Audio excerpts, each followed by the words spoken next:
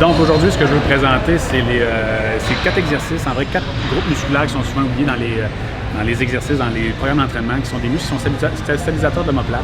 Donc je parle de la courbe des rotateurs, je vais parler des rhomboïdes, je vais parler du dentelé antérieur et du trapèze inférieur. Fait que je vais juste vous donner des exercices, et Félix va les démontrer, sur comment être capable de stimuler ces exercices-là qui ont vraiment une importance sur la stabilisation de l'omoplate, puis le positionnement, pour éviter du tilting, du winging aussi qui sont présents. Donc, le premier exercice qu'on pourrait utiliser, ou le premier groupe musculaire qu'on veut stimuler, c'est la courbe des rotateurs. On a quand même beaucoup de travail en intérieur durant notre vie quotidienne. On mange, on travaille, on est beaucoup en rotation interne. Fait que travailler les courbes des rotateurs en rotation externe, ça fait partie de l'équilibre pour une santé de l'épaule qui est saine. Le premier exercice qu'on peut faire au niveau de la courbe des rotateurs, ce que je veux, c'est je peux vous le démontrer directement.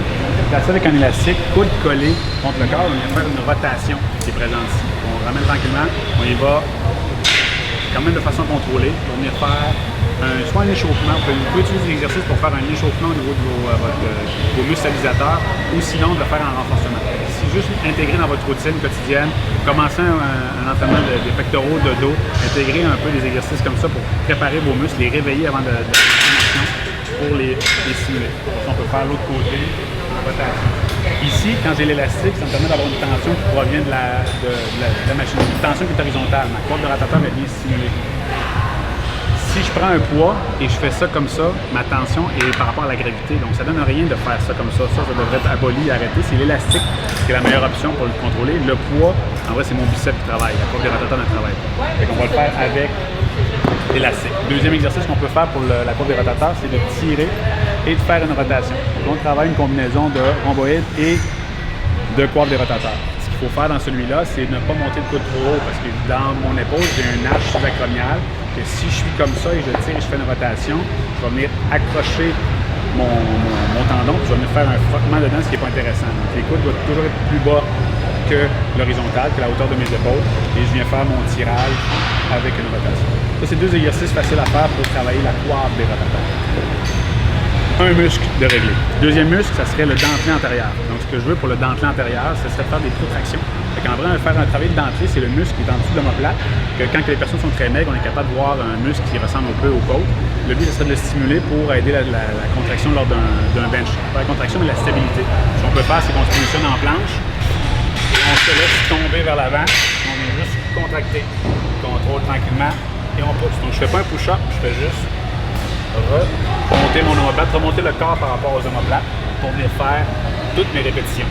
Donc on peut faire des répétitions de 8-10 répétitions. Le but en échauffement, c'est pas de les fatiguer, c'est de les réveiller. Tandis que dans un entraînement, on pourrait mettre de la charge. On pourrait le faire aussi au bench avec la barre que je viendrais pousser. Là, on parle de renforcement. Je suis capable de mettre plus de charge, je peux mettre un 100 livres, 200 livres sur la barre et faire un renforcement du dentelé antérieur. C'est le deuxième groupe musculaire intéressant à travailler pour la courbe, mais les stabilisateurs de l'omoplate. Troisième groupe musculaire, on peut parler du trapèze inférieur.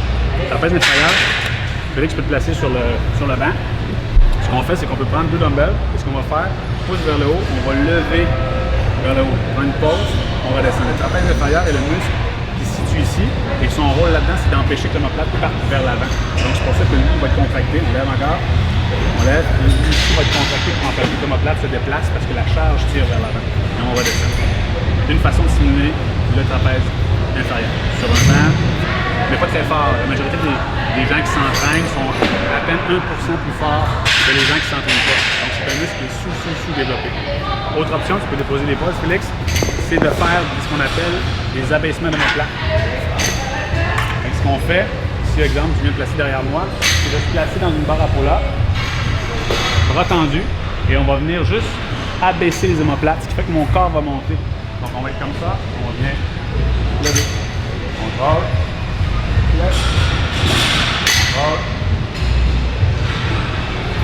donc c'est pas un pull-up que je fais, c'est juste un mouvement de mes omoplates dans l'espace pour être capable de tirer. C'est comme si mon trapèze inférieur tire sur mon omoplate.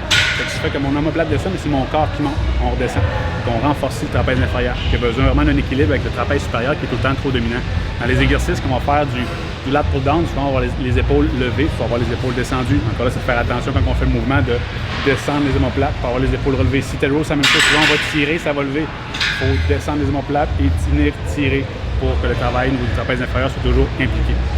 Rhomboïde maintenant, on peut le faire sur le banc. Exemple que tu prends les poids, bras tendus, et là ce qu'on fait, c'est qu'on fait un rapprochement des omoplates. Les rhomboïdes se situent entre la colonne vertébrale et l'omoplate, donc on fait juste un rapprochement. Donc là, c'est de travailler la coordination muscles et cerveau, parce que c'est pas des muscles qu'on stimule fréquemment, donc on fait juste contracter en haut, on redescend. On localise l'effort sur trapèze moyen et rhomboïde. Donc là, c'est les activer avant de faire un effort musculaire ou les échauffer avant de faire un entraînement. Ce qui peut être fait aussi, je vais rester là pour montrer la deuxième variante, qui est la même chose mais avec ton poids de corps. Donc ce que tu peux faire, c'est que tu peux te placer sur une barre et on vient faire un rapprochement des omoplates. On descend, rapprochement des omoplates, on descend, qui est le même principe. Donc on vient travailler les rhomboïdes pour les activer. Il ne faut pas beaucoup d'espace ou beaucoup d'appareils, ça se fait super bien. Donc pour travailler le quatrième groupe musculaire, oubliez qui sont les rhomboïdes. Un exercice que je trouve assez complet qui regroupe un peu les rhomboïdes, la courbe des rotateurs, le trapèze inférieur, c'est ce que j'appelle la nage papillon. Nage papillon, tu prends les dumbbells, Félix, là sur le banc, tu vas lever tes mains vers l'arrière, exact, tu tournes tes paumes de main vers le haut, tu ramènes tes biceps aux oreilles, en haut, jusqu'ici, et après ça on descend. On repart, on ramène vers l'arrière, tourne les paumes de main vers le haut, on ramène vers le haut. Et ce que je veux, c'est que pendant l'exercice, on soit capable d'avoir les omoplates qui sont basses. Refais-le, tire. Quand tu lèves, regarde ton omoplate qui va passer. Tu lèves vers le haut, mais assure-toi que l'omoplate va rester basse, pas qu'elle vienne à lever. En contrôle, on descend. Donc, on travaille tout le haut du dos, toute la corde des rotateurs avec la rotation externe qui est présente, avec le trapèze inférieur parce qu'on finit en position de testing pour ce muscle-là. Donc 4 nouveautés à introduire dans vos warm-up ou sinon en renforcement pour équilibrer les forces de position au niveau de l'épaule, en espérant que ça va vous aider dans vos entraînements.